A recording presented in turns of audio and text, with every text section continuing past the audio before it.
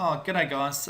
Today we'll be looking at sample sizes for proportions. And again, as you've been watching previous videos, this is taken from your formula sheet from the SABSA exam.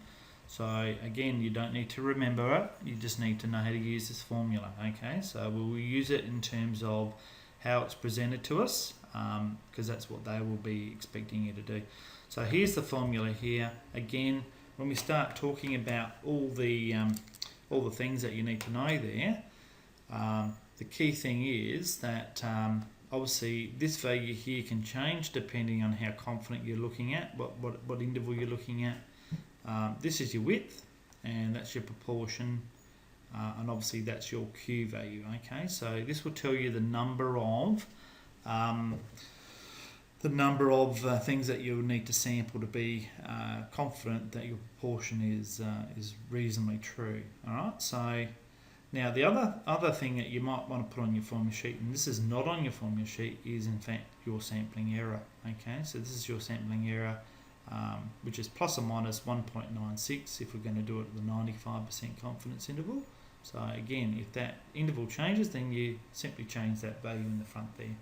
Alright, so looking at a question 5 from your textbook, so after the latest frost, 189 apples were randomly picked, 43 were found to be not fit for sale. So what would be your sampling error in this case at the 95% confidence interval? So all you've got to do there is simply use the formula. My sampling error is simply going to be equal to plus or minus 1.96, because we're looking at the 95% confidence interval. Now, what you should do is work out what 43 over 189 is. Let's do that. 43 divided by 189, that's equal to 22.75. Okay, so we'll put that in. Might as well go a bit of few decimal places. 0.2275. Okay, it's my P value. Obviously my Q value has to be make that up to 1, so that's going to be 0.8725. 25. And then that's all going to be over the number of in the sample, so that's going to be 189. Alright, so if you do that on your calculator, then you should get a value of, let me just check that, you should get a value of something like plus or minus 0.0598. Alright, so I won't do it on the calculator because I know you can do it. Alright, it's just the idea of what's going on there.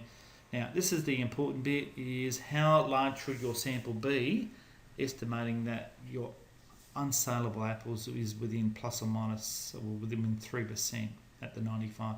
So if my 3%, so it's within 3%, so that's within 3% of the proportion. So it's got to be plus or minus that 3%. So that means my W has got to be 6%. So when we make that into a decimal, that's going to be 0.06.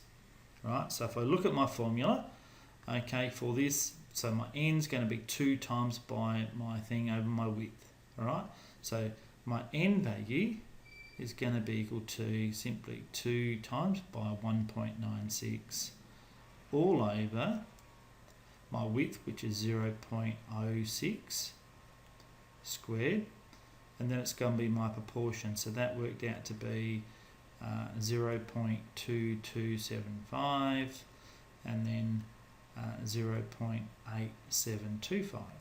Alright, so let's do that on our calculator, see what we get. Alright, so put a bracket in there, 2 times by 1.96, divide that by 0.06, bracket, we've got to square that, we've got to times that by, probably the easiest thing is just to do 43 divided by 189. And then we're going to times that by 1, so that's 146. It's the difference. 146 divided by 189. And enter. you get something like 750.18. Right, so again in this particular case that's equal to 150.18.